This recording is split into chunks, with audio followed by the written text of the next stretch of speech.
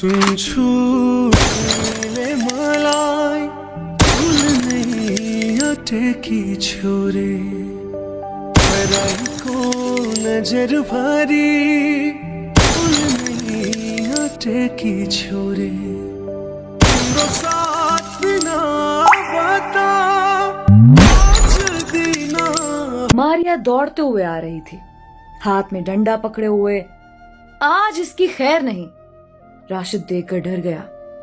अम्मी, मैंने तो कुछ कहा भी नहीं, ये हिटलर हाथ में डंडा लिए क्यों आ रही है?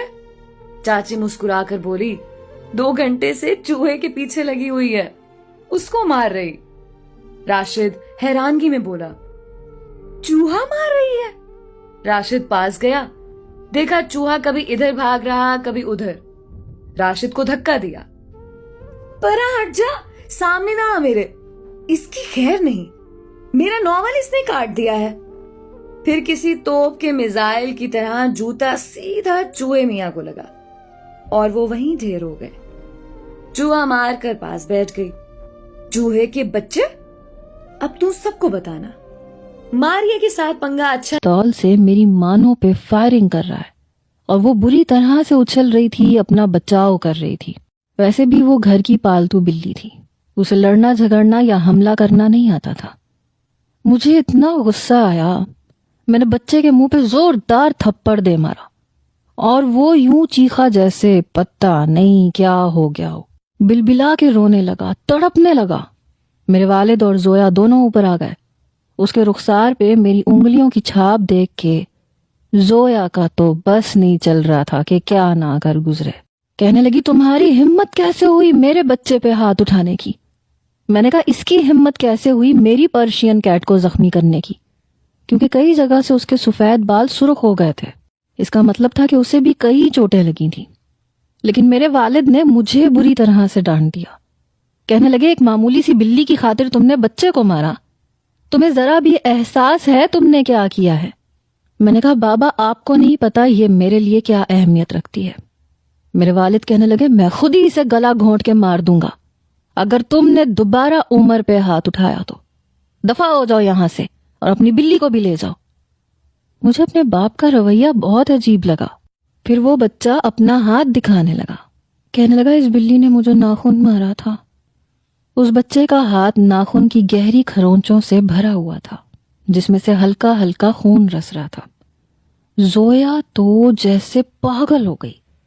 तुमने मुझे बताया क्यों नहीं? तुम नीचे क्यों नहीं आए? मुझे बताते, पता नहीं कौन सा इन्फेक्शन हो जाएगा इसकी वजह से। माँ थी, माँ जैसी तड़प भी दिखा रही थी। जल्दी से बच्चे को गोद में लेके चूमने लगी, रोते हुए नीचे चली गई। मेरे वालिद कहने लगे, बहुत अफसोस है मुझे तुम पे। तुम्हें जानवरों से ज्यादा मोहब्बत है लेकिन इंसानों से नहीं। ये कह के वो नीचे उतर गया। शायद उसके बेटे को हॉस्पिटल लेके गए। मेरे बाप को ना तो मुझसे लगाव रहा था और ना ही मेरी पसंदीदा चीजों से। पता नहीं उस बच्चे के अंदर ऐसा क्या था। उसकी माँ के इश्क का भूत मेरे बाप के सर पे सवार था।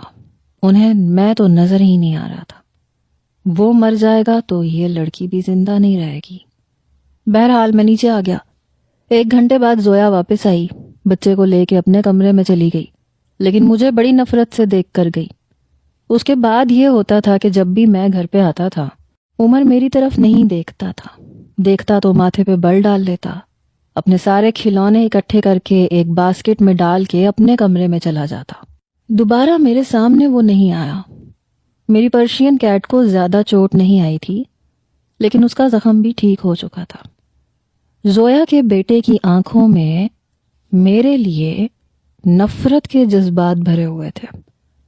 कुछ दिन बाद मेरे बाप ने मेरे सर पे धमाका किया।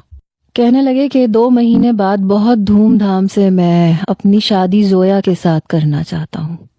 2 महीने के अंदर अंदर मेरे बाप ने अपना 25 से 30 किलो वजन कम कर लिया था। पहले से काफी बेहतर नजर आ रहे थे। अब तो दवाइयां भी काफी सारी छूट गई थीं। बहरहाल इनकार भी करता, उन्हें मना भी करता, तो भी शादी तो उन्होंने करनी ही थी। लेकिन पता नहीं क्यों मुझे अपने हाथ से सब कुछ फिसलता हुआ महसूस हो रहा था। मैंने कहा, ठीक है, आपको अपनी जिंदगी जीने का पूरा हक है। कहने लगे लेकिन जोया की एक डिमांड है। मैंने कहा वो क्या? अब मेरा दिल जोर जोर से धड़क रहा था। कहने लगे वो कह रही है कि ये घर मैं उसके नाम कर दूं और इस घर में तुम्हारा कोई भी अमल दखल नहीं होना चाहिए, तुम यहाँ नहीं रहोगे। मैंने अपने बाप को हैरत से देखा। पॉप्स, ये आप क्या कह रहे हैं? मैं कहाँ जाऊंगा? मेरे वालिद कहने लगे मैं तुम्हें एक छोटा सा फ्लैट लेके दे देता हूँ जो तुम्हारी मलकियत होगा। बाकी मैं चाहता हूँ कि तुम अपना अलग से कोई छोटा मोटा काम शुरू कर दो। चाहो तो नौकरी कर लो, चाहो तो इटली में कोई नौकरी ढूंढ लो। यानी वो लड़की मुझे हर चीज से बेदखल कर रही थी। मैंने कहा डैड, क्या मेरा आपकी किसी चीज पे कोई हक नहीं? आपने मुझे लावारिस कर दिया। कहने लगे देखो तुम जवान हो, पढ़े लिखे हो, मैं अपना तकरीबन सारा फर्ज निभा चुका हूं, तुम्हें इस काबिल बना चुका हूं कि तुम अच्छी नौकरी कर सकते हो। बाकी ये सारा पैसा मेरा कमाया हुआ है और इस पे हक भी मेरा है, इसलिए तुम्हें अपनी मेहनत से कमाना चाहिए। बात करते हुए हिचकिचा रहे थे। मैंने कहा यानी कि मैं आपका कुछ नहीं लगता।